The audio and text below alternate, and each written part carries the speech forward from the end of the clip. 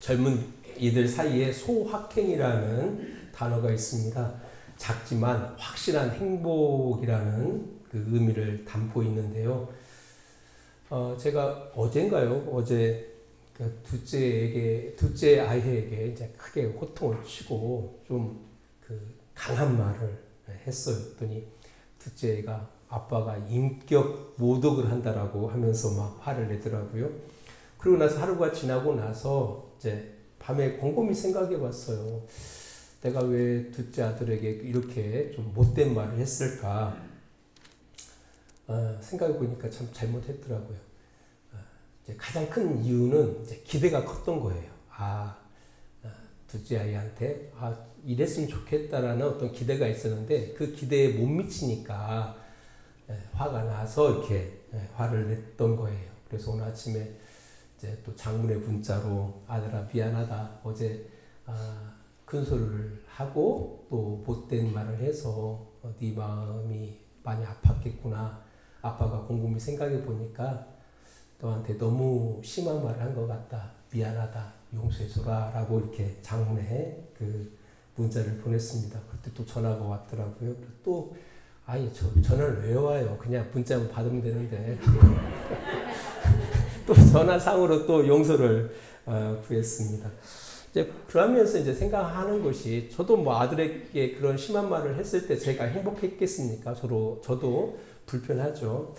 그러면서 앞에 잠깐 이야기했던 것처럼 내가 기대가 너무 컸구나. 이제 기대를 좀 줄이면은 그럴 일도 없는데 너무 아이한테 기대를 높이다 보니까 기대에 못 미친다고 생각하니까 지금도 충분히 훌륭한데 그런 생각이 들어가더라고요. 그래서 기대를 낮춰야겠구나. 또 특별하게 이제 나이가 들수록 기대를 낮춰야겠구나라는 그런 생각을 하게 되어집니다. 그러면 행복해집니다. 사도행전이 이제 거의 끝나가거든요. 2021년도 10월에 시작했어요. 다음 주일로 사도행전 강의가 마무리되는데요. 햇수로 3년, 2021, 2022, 2023년도, 또 겨울수로는 15개월이 걸린 것 같습니다. 저도 나름대로 많은 도움이 됐고요. 또 우리 성도 여러분께서도 잘 따라 여기까지 오신 것 같습니다. 쉽지 않는 그런 사도행전 그 이야기였지만은 성도 여러분들께서 잘 따라오셨기 때문에 함께 사도행전을 잘 마무리할 수 있을 것 같습니다.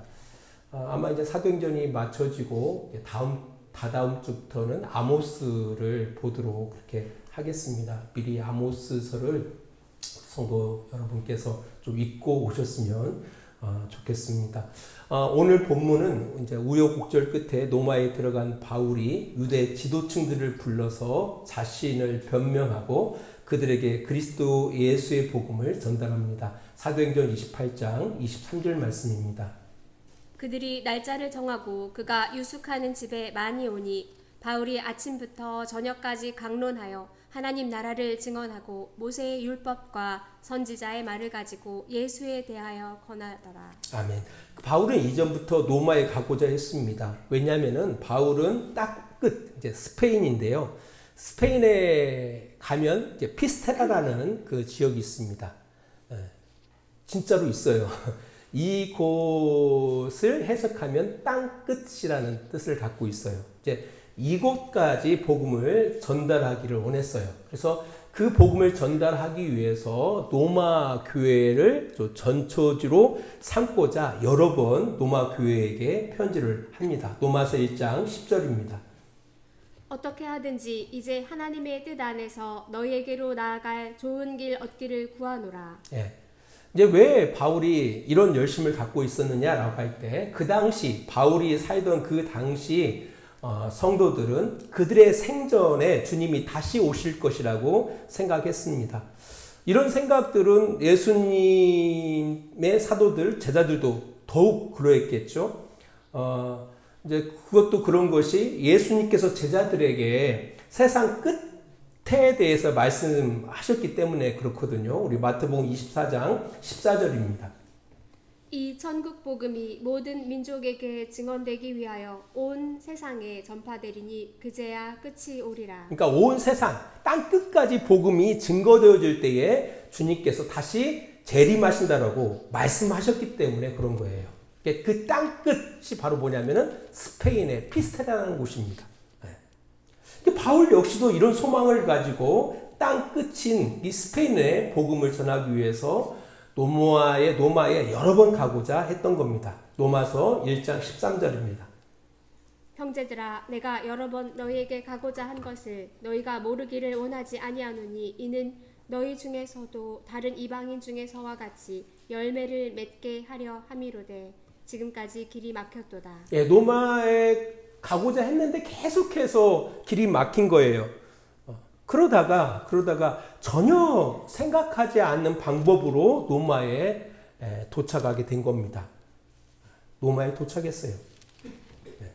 그리고 그들에게 이제 복음을 전하는 거예요. 먼저 바울이 지금 제수의 신분으로 이 자리에 왔거든요. 이 노마에 들어왔기 때문에 그 노마에 살던 그 유대인들이 이 바울에 대한 어떤 오해나 편견이 있을까봐 염려를 했습니다. 사도행전 28장 19절입니다. 유대인들이 반대하기로 내가 마지못하여 가이사에게 상소함이요 내 민족을 고발하는 것이 아니니라. 예, 바울은 변명을 하는 거예요. 내가 죄가 있어서 이 자리까지 온 것이 아니다. 오히려 로마인들은 나를 풀어주려고 했었다.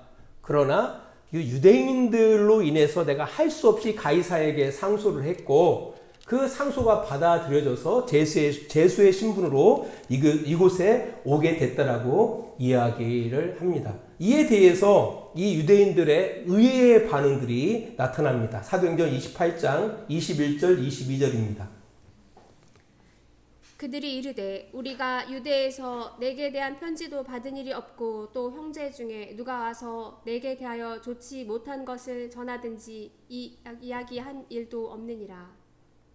22절입니다. 이에 우리가 너의 사상이 어떠한가 듣고자 하니 이 파에 대하여는 어디서든지 반대를 받는 줄 알기 때문이라 하더라. 아멘.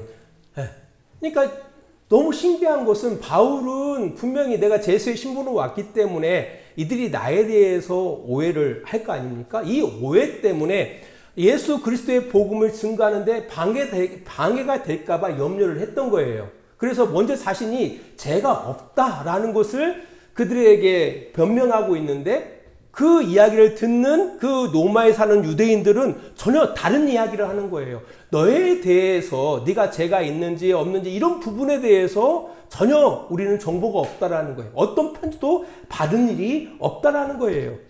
단지 우리가 너에게 알고 싶은 것은 네가 믿는 그 나사렛 예수를 그리스도로 믿고 있는 그 사상에 대해서 듣고자 한다라는 거예요. 알고 싶다라는 거예요. 그리고 이 파, 어떤 파? 나사렛 예수를 그리스도로 믿는 이 파, 이 사람들에 대해서 많은 사람들이 반대를 하는데 왜 반대를 하는지 좀 알고 싶다.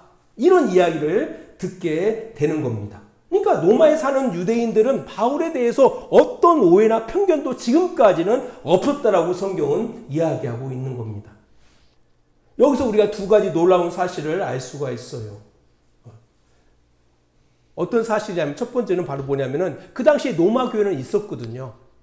로마 교회가 있었어요. 이 로마 교회는 바울이 세운 교회는 아닙니다.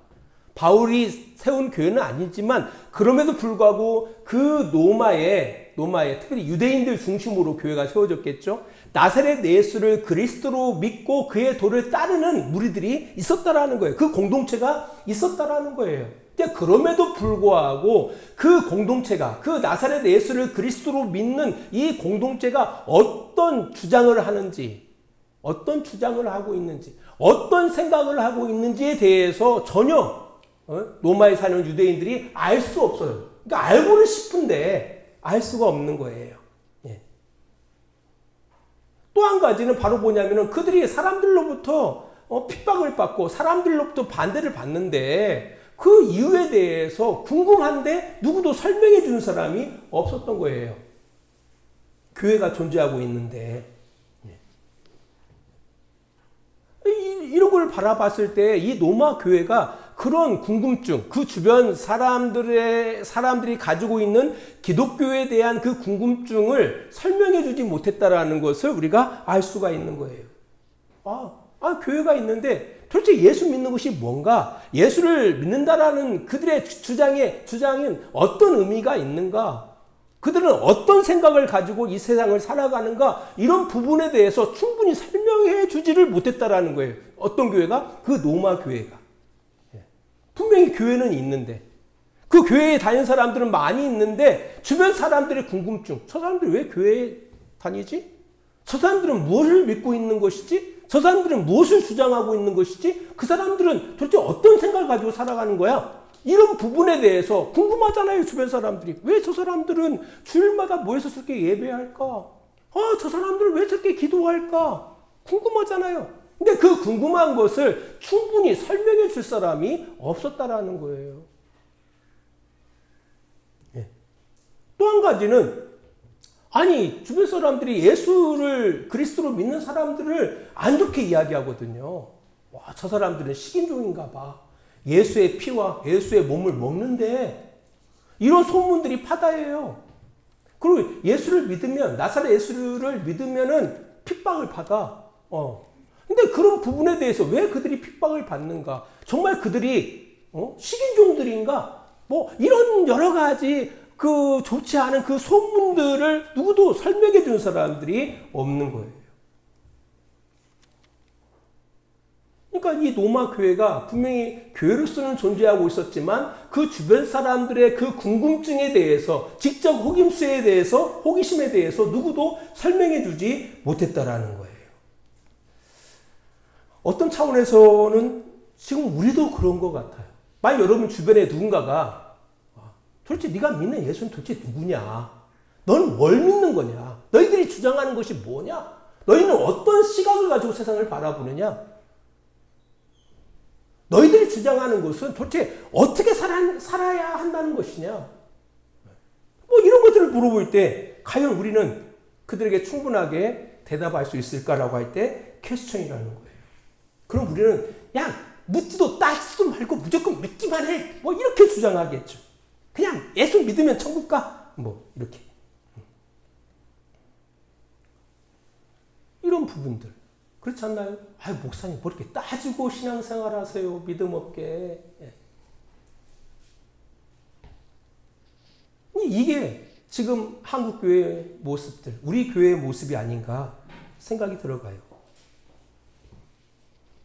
정말 우리의 궁금증을 채워줄 교회나 성도 만나기가 힘들다라는 거예요. 그러다 보니까 이상한 데로 빠지는 거예요.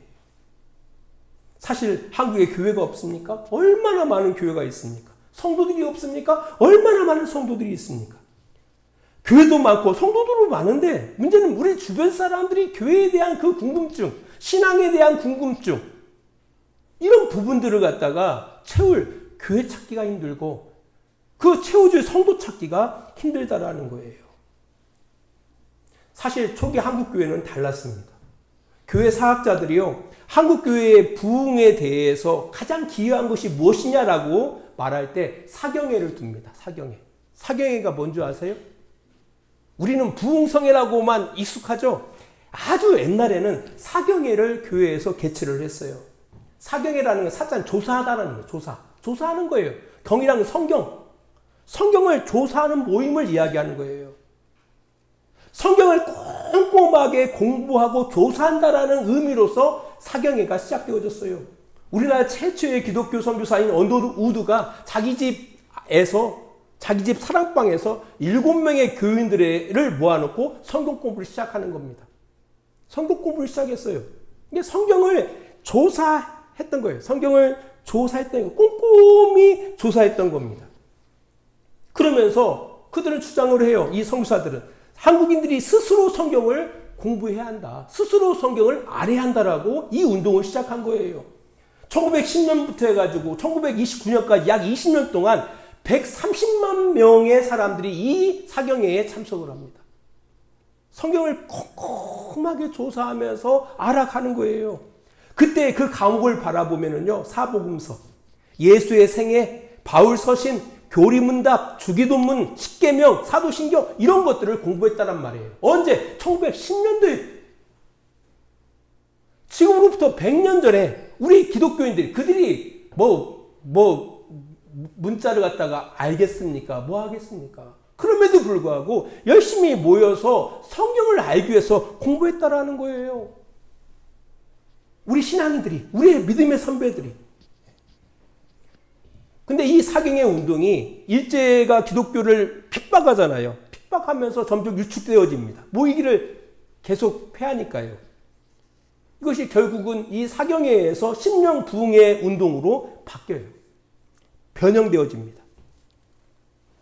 그러면서 이제 사경회라는 이런 정말 성경을 샅샅이 연구하면서 성경을 알아가는 이런 모임들은 점점 힘을 잃어버리고 심령부흥의 형태를 가지고서 교회에 나름대로 전통으로 자리 잡게 되는 겁니다. 너무 안타깝죠. 이 사경의 운동 정말 중요한 거죠. 그래서 1980년대부터 다시 성경 공부 운동이 시작되어진 거예요. 알아야 돼요.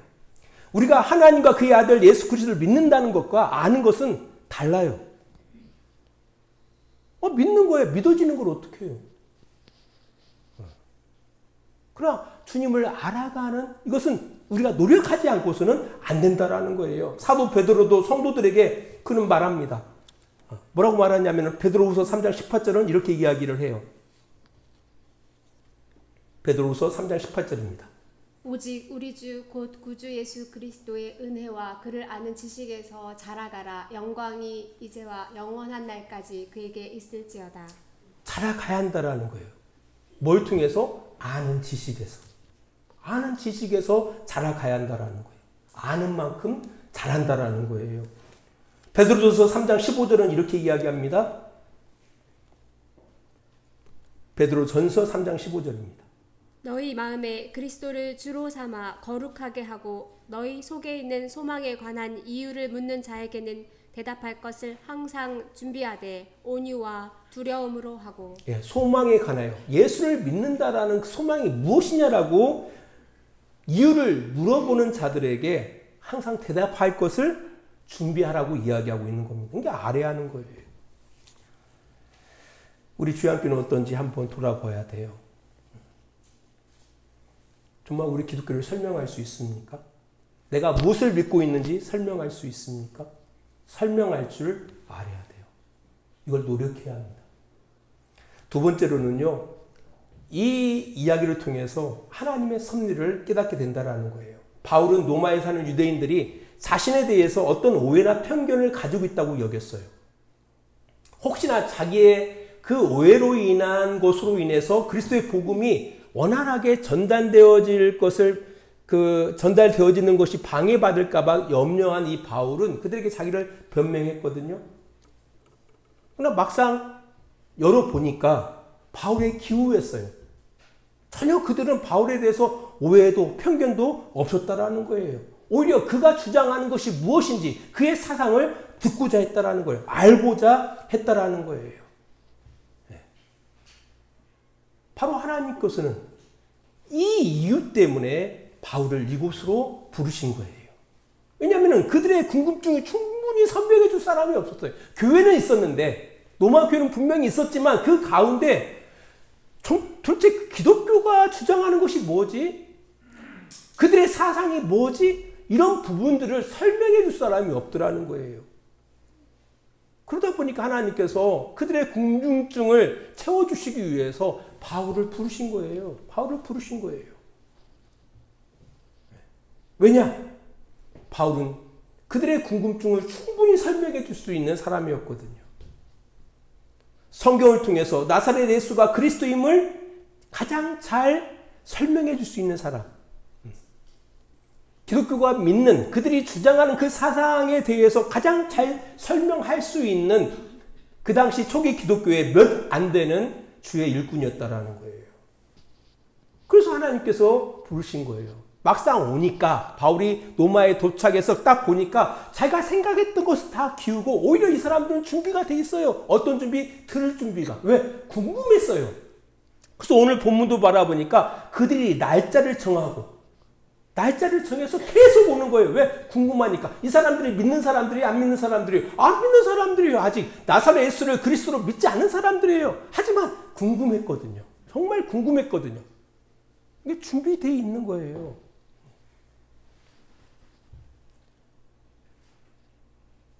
그러니까 이런 과정을 통해서 바울은 생각하는 거죠. 야, 그가 2년 전이죠.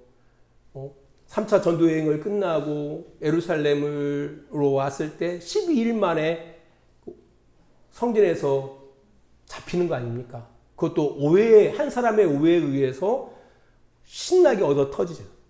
그러다가 어떻게 그 천부장에 의해서 체포되고 예루살렘에서 종교 재판을 받고 이어서 가이사랴에서 3번의 재판을 받고 또한 제수의 신분으로 이게 로마행 배를 타지 않습니까? 그 배에서 우여곡절을 경험하지 않아요.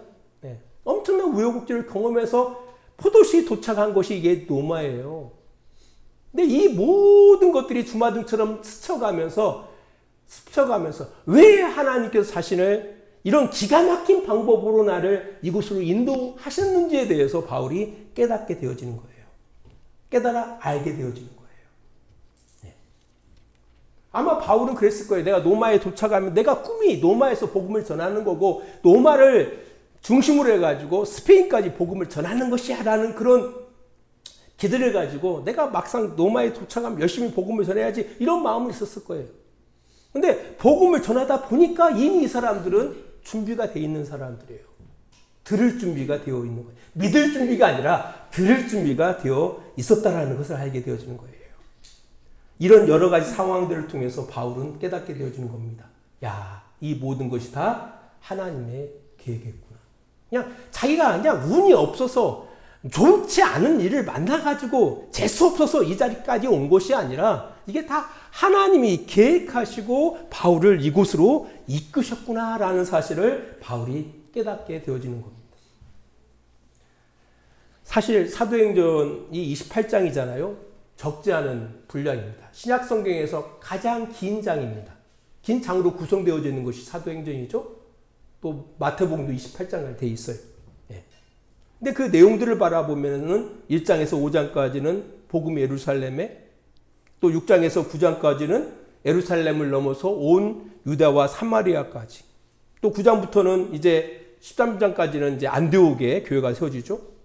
그리고 13장에서 15장까지는 안디옥 교회로부터 바나바와 바울이 따로 세움을 받아서 성사로 파송되어집니다. 16장에서 19장까지는 바울을 중심으로 2차, 3차 선교여행이 있어서 19장부터 28장까지는 이제 바울이 감옥에 갇히고 제수의 신분으로 로마에 이렇게 도착해서 복음을 전하는 내용으로 이렇게 꾸려져 있습니다. 그리고 인물들도 보면 여러 인물들이 등장하지만 그나마 아주 중심이 되어진 인물들이 있거든요. 사도행전 13장까지는 누구 중심으로? 베드로를 중심으로 복음이 증거되어지는 내용이 기록되어져 있고요. 그 이후로부터는 바울을 중심으로 이 복음이 증거되어지는 내용들이 기록되어 있어요. 근데 중요한 것은 그 지리적인 것이 됐던 아니면 사람이 됐던 거기에 우리가 매몰되어서는 안 돼요. 중요한 것은 그 중심에 누가 있느냐라고 할 때 바로 성령님이 계십니다. 하나님이 계셔요. 그 모든 일을 누가 주관하시죠? 하나님이 주관하시고 있더라는 거예요. 이것은요, 꼭 우리가 복음 전하는 일뿐 아닙니다. 우리의 일상 속에서, 우리 믿는 사람들의 일상 속에서 일어나는 일들입니다. 여러분들이 왜 군산에 살게 됐어요? 몰라요. 그냥 살다 보니까 군산에 왔죠. 전혀 그렇지 않습니다. 우리는 때로는요, 자의가 아닌 타의로 자리가 옮겨질 때가 있어요. 그리고 그 속에서 전혀 기대하지 않는 환경들을 만나게 된다는 거예요. 그때 정말 재수 뭐가 없어서 내가 이 군산 땅에 와가지고 그리고 왜 이런 어려운 일을 겪나 하면서 막 여러 가지 이해되지 않는 일로 인해서 불평하고 원망한다라는 거예요. 근데요, 재밌는 것은 그게 결코 우연이 아니라는 거예요. 우연이 아닙니다. 하나님의 어떤 계획하심이 있고 이 계획을 이루고자 하시는 하나님의 일하심이 그 가운데 있다라는 사실을 꼭 기억하시기 바랍니다. 이것은 자기의 삶 속에서 열심히 살아가는 사람들에게 그건 더 확실하게 다가옵니다. 아, 이것 때문에 하나님께서 나를 군사로 부르셨구나. 아, 이것 때문에 이런 일을 만나게 되는구나. 그래서 결국 이런 고백을 하죠. 뭐라고 하냐면, 아, 다 하나님의 은혜다. 바울도 그렇게 고백하잖아요. 고린도전서 15장 10절에서 그러나 내가 나 된 것은 하나님의 의로로 된 것이니 내게 주신 그의 은혜가 헛되지 아니하여 내가 모든 사도보다 더 많이 수고하였으나 내가 한 것이 아니요 오직 나와 함께 하시는 하나님의 은혜로다 라고 이야기하고 있어요. 이 고백을 하게 하셔요. 하나님께서. 혼자 가는 길이 아니에요. 하나님이 함께 가시는 길이에요. 이것은 뭐 비단 하나님과 우리의 관계뿐 아닙니다. 우리 인생이 그렇거든요. 우리 인생들이 다 그래요. 여러분들 혼자 이 자리에 존재하는 사람들이 누가 있습니까? 다 부모님들이 옆에 계신 거죠. 나는 잊고 있어도 부모님 늘 나를 생각하셔요. 부모님은. 자식들은 다 자기 생활에, 자기 환경에 매몰되어져 있잖아요. 하지만요, 부모님은 자식이 어디 있든지 간에 늘 자식이 자기 마음속에 있습니다. 제 아내가 갑자기 그 인터넷으로 여보, 야, 이거 반찬 참 좋은데? 아이들이 이거 시켜서 먹으면은 괜찮겠다라고 하는 거예요. 아니, 아이들이 경기도에 있고 아이들이 서울에 있는데, 아니, 군산에서 그 걱정하고 있는 거예요. 아, 이거 주문해서. 아니! 이게 엄마예요. 이게. 그렇게 자식들은 태어나서 자라서 성장하는 거예요. 혼자 존재하지 않아요. 우리 하나님께서도 그래요. 그게 믿는 사람인지 믿지 아니하든지 상관이 하지 않습니다. 하나님 입장에서는 믿는 자녀도 내 자녀고 믿지 않는 자녀도 내 자녀예요. 오히려 믿지 않는 자녀가 더 안타까운 거죠. 안 그래요? 여러분들 자녀를 이렇게 키워나갈 때 그래도 나름대로 교제가 이루어지고 나눔이 이루어지고 이런 자녀하고요. 우리 부모는 친해지고 싶고 함께하고 싶은데 전혀 통하지 않는 자식하고 이렇게 대할 때 어떻습니까? 말이 통하니까 너는 내 자식. 넌 말을 안 통하니까 넌 내 자식이 아니야. 이렇게 생각하십니까? 그게 아니죠. 그리고 포기해 버리십니까? 그렇지 않잖아요. 어떻게든지 간에 이 아이하고 대화를 하기 위해서 노력하지 않습니까? 더 안타깝게 여기지 않습니까? 이게 부모 아닙니까? 우리 하나님도 더 그래요.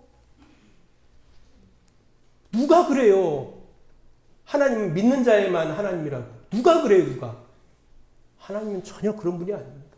하나님은 믿는 자녀도 내 자녀고 믿지 않는 자녀도 내 자녀인 거예요. 단지 안타까워하시는 거죠.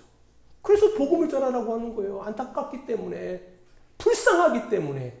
부모가 있는데 부모가 있는 줄을 모르니 얼마나 불쌍해요. 여러분도 안 그렇습니까? 여러분 자녀들이 부모가 있는데 엄마도 있고 아빠도 있고 근데 그분들이 능력도 있는데 문제는 뭐냐면은 아빠가 있는 줄을 몰라. 엄마가 있는 줄을 몰라. 정말 불쌍하지 않습니까? 이 차이는 있어요. 이 차이가. 근데 중요한 사실은 믿는 성도들한테는 결코 우연이라는 것은 없어요. 내가 나쁜 선택을 하든 좋은 선택을 하든 하나님은 그 나쁜 선택 가운데서도 또 하나님께 가장 합당한 일을 또 준비해 나가시죠. 참 신기하죠.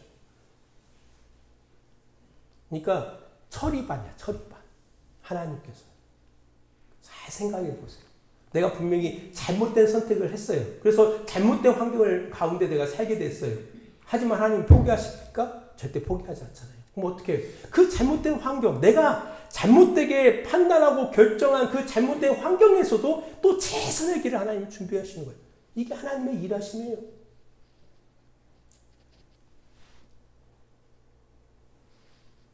나중에 깨닫죠. 나중에.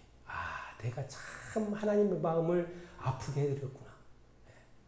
후회가 좀 많고 적고의 차이가 있을 뿐이지 결코 하나님께서는 믿는 사람만 이렇게 아니에요. 그런 생각을 벗으시기 바랍니다. 결국은 하나님께서는요, 우리의 입술을 고백하게 만들어요. 모든 것이 다 하나님의 은혜였습니다. 모든 것이 결국 하나님께서 합력하여 우리에게 유익하게 하십니다라는 사실을 깨닫게 하신다라는 겁니다. 이 믿음으로 살아가시길 바랍니다. 이 두 가지를 하나님께서는 바울로 하여금 깨닫게 하시고 있다. 이 사실을 기억하시기 바랍니다. 기도하겠습니다. 하나님 아버지 감사합니다.